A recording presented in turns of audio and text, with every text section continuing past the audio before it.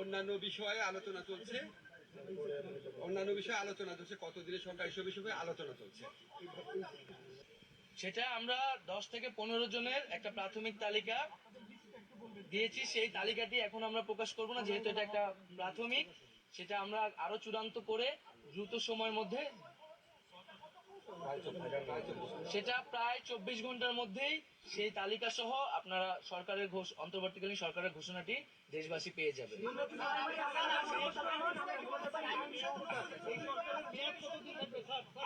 আমি একটা জিনিস বলি, আমরা একটা এক্সট্রা অর্ডিনারি সিচুয়েশনে এই সরকার গঠন করতে যাচ্ছি।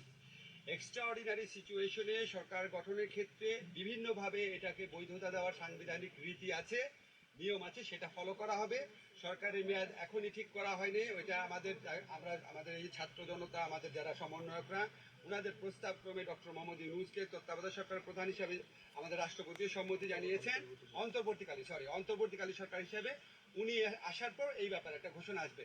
আমি আপনাদেরকে অনেক কথা বলি অনেক ব্যাপারে, আজকে আমি শুধু দুইটা কথা বলার জন্য আসছি। একটা হচ্ছে, আমি আমাদের ছাত্র যারা সমন্বয়ক আছে, নাহিদ, আসিফ, তারপরে আপনার হাসনাত, সারজিদ, বাকের, আজকে ওদের সহ অন্যরা, মানে মূলত আলোচনা করেছে 4 জন। তো ওদের যে আলোচনার স্কিল দেখেছি, ওদের যে আলোচনার আউটকাম দেখেছি, এটা একটা মুগ্ধ করার মতো। মানে আমি নিজে বিশ্বাস করতে পারি না ওরা এত ম্যাচিউরলি সবকিছু এত ডিল করতে পারে। আমরা খুবই লাকি, আমরা শুধুমাত্র মানে অভ্যুত্থানের নেতা পাই নাই, ইনশাআল্লাহ আমার মনে হয় রাষ্ট্র গঠনের নেতা আমরা পেয়ে গেছি ওদের মধ্যে। আরেকটা কথা, এটা আমাদেরকে বলতেই হবে, আমাদের সেনাবাহিনী, আমাদের নৌবাহিনী, আমাদের বিমান বাহিনী, ওনারা অত্যন্ত আন্তরিকতার সাথে আলোচনা করেছেন এবং আমাদের কাছে ওদের সম্পর্কে এত প্রশংসা করেছেন।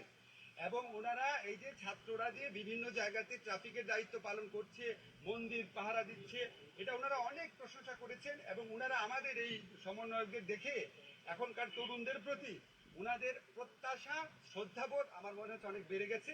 ওনারা অনেক সহযোগিতা করেছেন, অনেক কষ্ট করেছেন। আপনারা জানেন আমরা কত ঘন্টা যাবত আলোচনা করছি। আমরা মনে করি যে, আমার ব্যক্তিগত অভিমত, নিশ্চয়ই নাহিদও স্বীকার করবে, যে আমরা এই যে সেনাবাহিনী আছে, বিমান বাহিনী আছে, নৌবাহিনী আছে, ওনাদের প্রতিনিধিরাও আমাদের পক্ষ থেকে ধন্যবাদ জানাই। আপনি আইনের শিক্ষক, আপনি জানেন যে বর্তমানে দেশে যে পরিস্থিতি চলছে তাতে একটা সরকার কত প্রয়োজন, আইন শৃঙ্খলার অবনতি খুব বেশি। কেউ মনে করছে যে কালকেই শপথ বা আজকে শপথ হলে ভালো হতো, একটা সরকার পেলে ভালো হতো। প্রধান উপদেষ্টা যখন সিদ্ধান্ত হয়ে গেছে, তখন কালকে শপথ অনুষ্ঠান বা সরকার গ্রহণ বা কার্যক্রম শুরু করা বাধা কোথায়? আরেকটা সম্পূরক বিষয়, ডক্টর ইউনূস দেশে নেই আমরা জেনেছি, আপনার সাথে কথা হয়েছে, দেশে ফিরেছেন কিংবা কবে ফিরবেন? আমরা ওনার একটি মাইনর অপারেশন আজকে হয়েছে, উনি আগামীকালই দেশের উদ্দেশ্যে রওনা হবেন।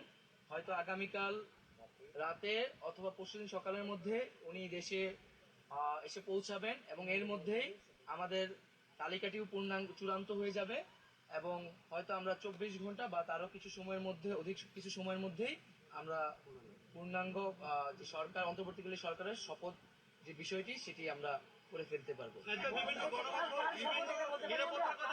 গণমাধ্যমের প্রতি বিভিন্ন হামলা হচ্ছে, বিষয়ে কি বলবেন?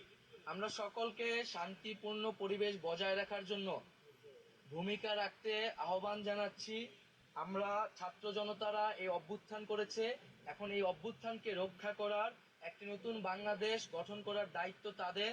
যারা আমরা দেখেছি বিভিন্ন ধরনের নাশকতা করা হচ্ছে, হামলা করা হচ্ছে, পরিকল্পিতভাবে করে এই আন্দোলনকে নস্যাৎ করার চেষ্টা করা হচ্ছে।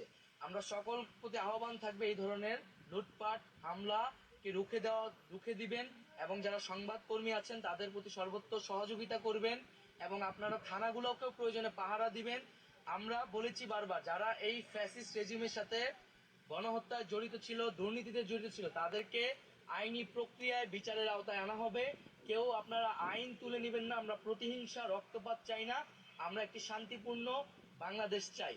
আর আমরা একটি কথা বলে শেষ করছি, যে আমাদের আজকে আমরা 15 জনের একটি সদস্য এসেছিলাম, আমাদের প্রতিনিধি দল এসেছিলাম, আমাদের সমন্বয়কদের পক্ষ থেকে 11 জন এসেছিলেন, আর আমাদের লিয়াজু কমিটির পক্ষ থেকে মাহফুজ আলম এবং নাসির আব্দুল্লাহ এসেছিলেন, এবং আমাদের শিক্ষকদের পক্ষ থেকে অধ্যাপক আসিফ নজরুল স্যার এবং অধ্যাপক তানজিমউদ্দিন স্যার আমাদের সাথে আজকের আলোচনা ছিলেন। আমরা 3 বাহিনী প্রধান এবং মহামান্য রাষ্ট্রপতির সাথে আমাদের লিয়াজু কমিটির 2 সদস্য এবং আমাদের সমন্বয়কদের পক্ষ থেকে 2 জন আলোচনা করেছি।